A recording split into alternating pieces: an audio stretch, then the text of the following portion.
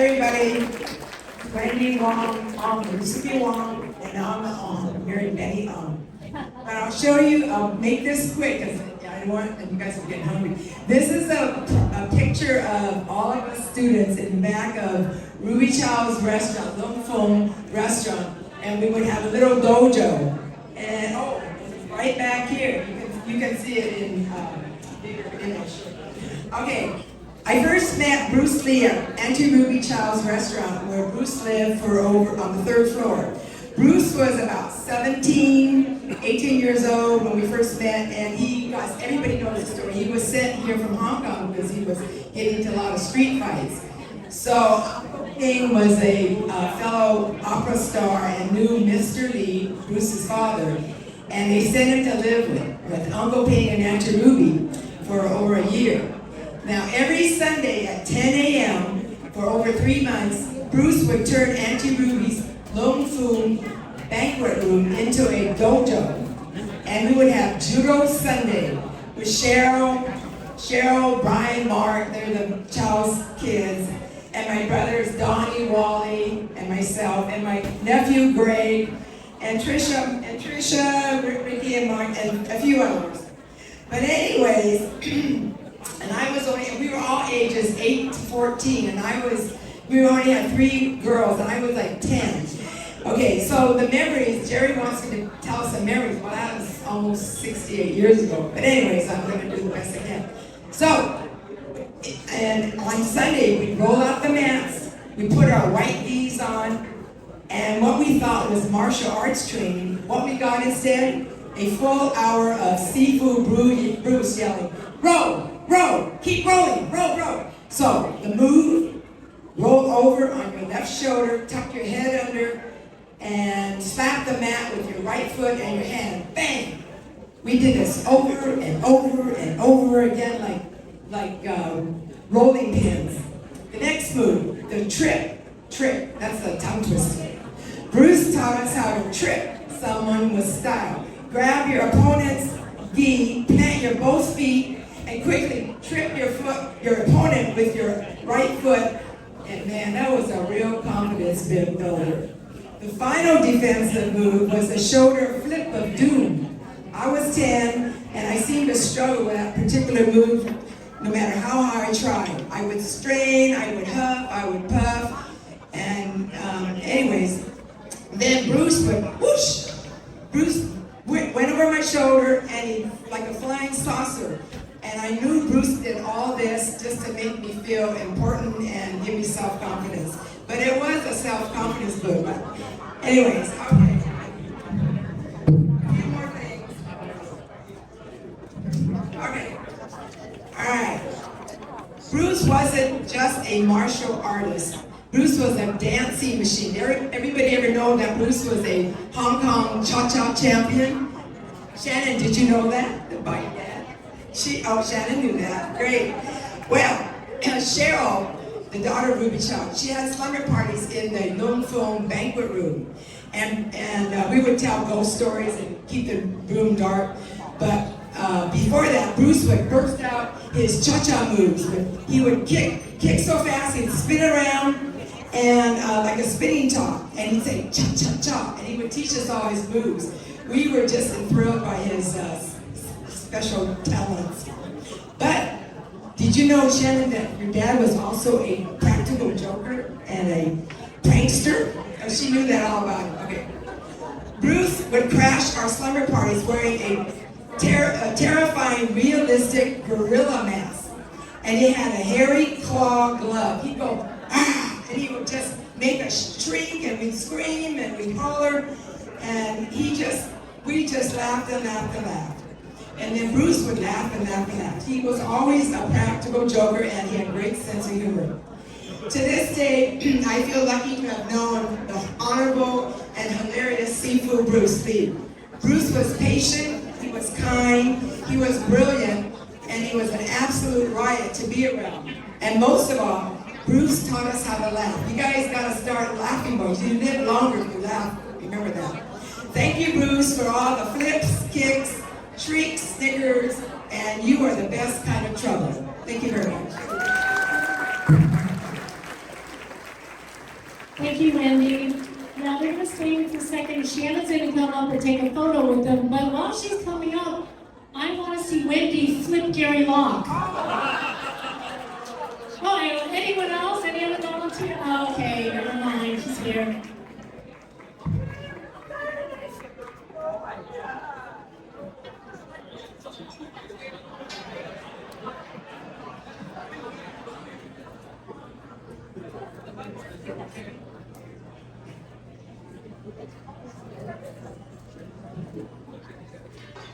What a fine group of students. Thank you so much for being here and for sharing your memories.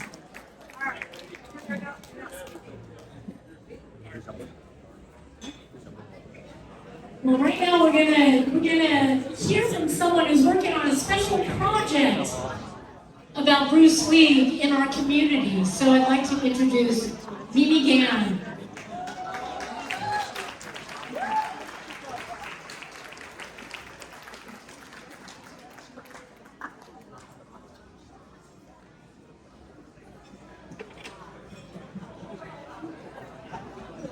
Thank you, Mona. Sorry, I had a hard time getting up here because there's so many people here, which is wonderful. So I wanted to tell you, first of all, thank you for giving me this time to talk about this very special project we have here at in Seattle, along with the statue. And let me just get my notes here. I want to tell you that I'm here on behalf of the Seattle Children's Theater as well as the Wing-Luke Museum. And I wanted to thank Shannon Lee and Jerry and Charlene Lee for all they do for the community.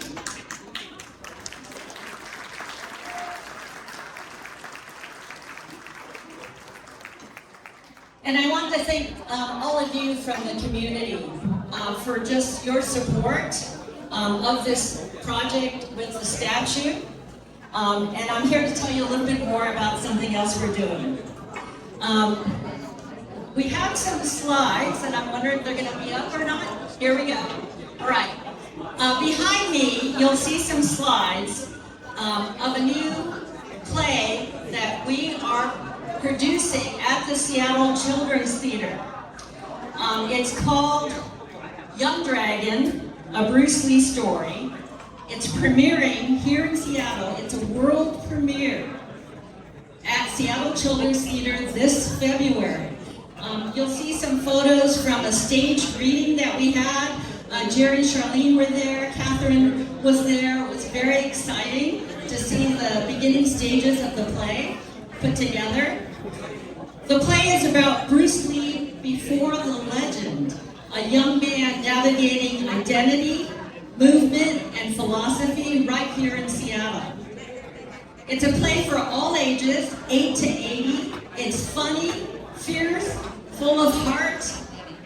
From Hong Kong street fights to Seattle self-defense classes, Young Dragon shows how our city helped shape the man who reshaped the world. I can't tell you how much this play matters. His story matters.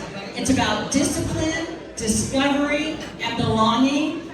And through the Young Dragon Initiative, Seattle Children's Theater, the Bruce Lee Foundation, and Wing-Luke Museum, we are partnering to bring this play to families, students, and communities.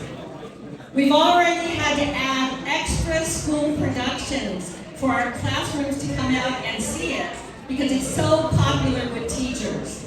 And so that's really, really exciting. We invite you and your families and the community to come see Young Dragon in February 2026. And it really means a lot to me if you come out and support this project. And once again, I want to thank Shannon Lee for her support of this. There you are. Thank you, Shannon. We're so, so excited. So help us spread the word, and let's celebrate Bruce Lee's legacy together. Thank you. Sounds like a wonderful project, and I'm sure it will appeal to all ages, from young children on up to us adults. I want to take a second because I was a little remiss to introduce and thank some of our electeds for being here today. So I see Conrad Lee from Bellevue City Council. Thank you for supporting Bruce Lee and the community. I see Claudia Balducci running for King County Executive. Thank you for being here and supporting the community. At this point, I'd love to bring up someone who you all know, so he doesn't really need an introduction, Mr. Jerry Lee. Come on up.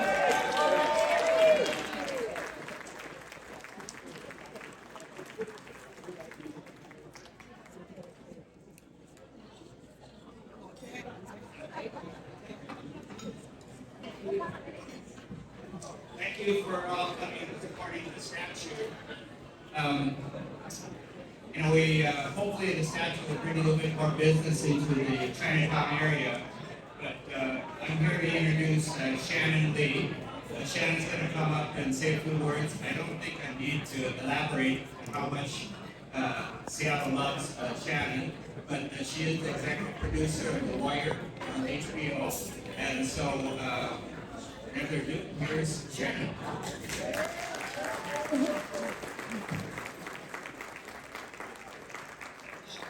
Thank you, Jerry. Oh my goodness, what a group this is. Thank you all for coming out. And Jerry, thank you for organizing all of this so quickly. And I'm just so thrilled by the enthusiasm and the energy in this room, and it's so great to see so many people. So let me just tell you a little bit about how all of this came, how I came to be in possession of the statue, and where the statue comes from. I'm sorry that I cannot remember his name right now off the top of my head, but there is a statue in Hong Kong at the Hong Kong Heritage Museum, which is done by this artist. The one at the museum is much larger, but they brought him to the United States to do a show of his work. And he was down in Los Angeles. The Chinese American Museum brought him down. And he was down in Los Angeles, and I went to his show, and he had this smaller scale size of the statue that he was displaying at this show, and it was really beautiful. And I was admiring it, and he said, I would love to give you this statue if you would like to have it. And I was like, oh my gosh, that's so generous and so lovely of you. And so when this whole movement to start, this movement started to put the statue of my father in Seattle, which, as you know, Seattle was such a special place to my father. I mean, he's buried here because of that, My mom and my dad always said that one day when they were ready to retire and live a little bit more peaceful of a life, that the place they wanted to come back to was Seattle. So that's why he is laid to rest here, because it's where he wanted to be. So anyway, when this movement started to get the statue going, they started talking to me about, the possibility of putting a statue. Was like, yes, absolutely, and guess what? I have a statue. So that is wonderful. But let me tell you something, because I know we're all here to support this movement. It's wonderful we have a statue. We don't have to go out and get one made. But first of all, this statue is an indoor statue. It is not meant to be outside, 24/7 in the rain, and it rains here just a little bit. So it does need to be bronzed properly and coated. It's also really hard to install a statue. You have to get permissions from the city, you have to get buy-in from the community.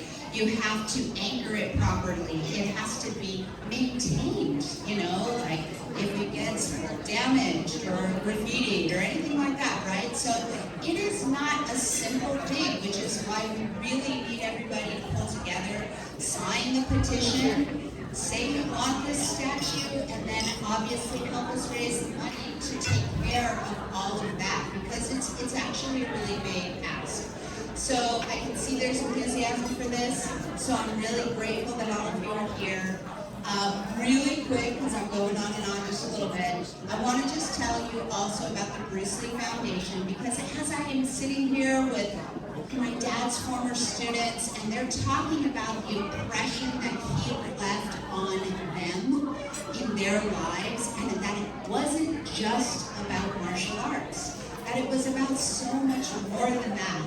The work of the Bruce Lee Foundation is to empower youth mental wellness through martial arts, mindfulness, and community based in Bruce Lee's teachings. We know, and there are studies done, and we have testament here, that martial arts is actually really beneficial to your overall mental health. It builds your confidence. It helps you be embodied. It helps you know how to handle yourself in difficult situations in life, not just on the mat. So I just wanted to say a little bit about the Bruce Lee Foundation, just in case anyone is moved, just also support the Bruce Lee Foundation, and tell you that we're out there trying to change kids' lives and give them some tools. So thank you all for being here today.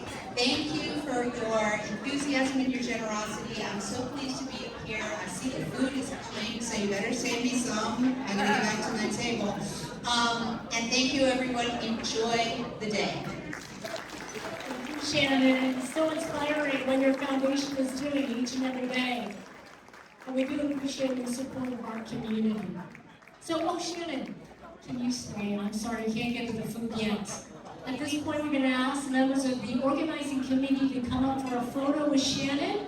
That's Jerry Lee, Tony Al, Tony Pai, Dan Chan, David Ka, Alex Day, Abe Santos, and Cindy.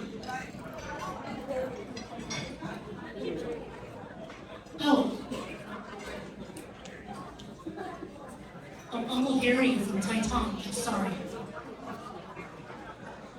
Everyone, come on up, come on up. Sooner we get this done, sooner Shannon gets to eat. All right.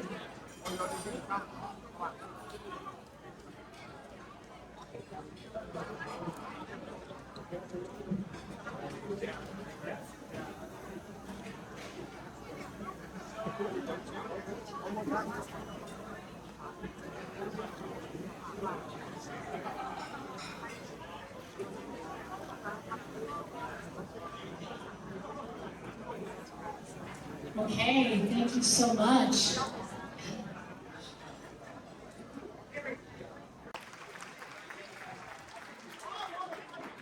Well,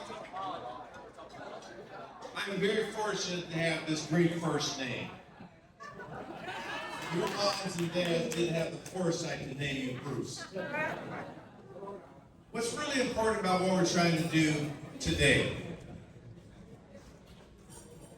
I've been here before, you gotta wait for this crowd to get a little quiet, they get a little boisterous. They know Bruce is gonna like to compete with noise. We have to understand something about how impactful Bruce Lee's life was first. There was a time where Chinese characters were that. They were characters. How many of you remember the actor Victor Sen Young? You don't know who he was because he was known as Hop Sing in Bonanza, and he was a caricature. But what you need to understand is he was actually a very talented actor. I need you to be quiet. Please. What I'm saying is Bruce Lee's life changed America because there were people like me that wanted to see an athletic Asian person. There were none. Hop Sing from Bonanza was a character. He was very subservient. A lot of people don't know he was actually a very talented actor. He appeared in 107 episodes in Bonanza. You remember him. He would get mad when the Cartwright brothers wouldn't come to dinner on time. He was a caricature. And then he appeared in 7 episodes of Kung Fu with another great Chinese actor, David Carradine. These were the characters that Chinese and other Asians had to look up to when they wanted to become inspired. They were caricatures. But then came Bruce Lee. Bruce Lee, who was light on his feet, was quick. The Green Hornet, Fist of Fury, Enter the Dragon, Game of Death. Then came Bruce Lee. Everyone became prideful. He would say things like, "Be water, my friend." Remember his classic line, when someone's breaking boards. What did he say? What did he say?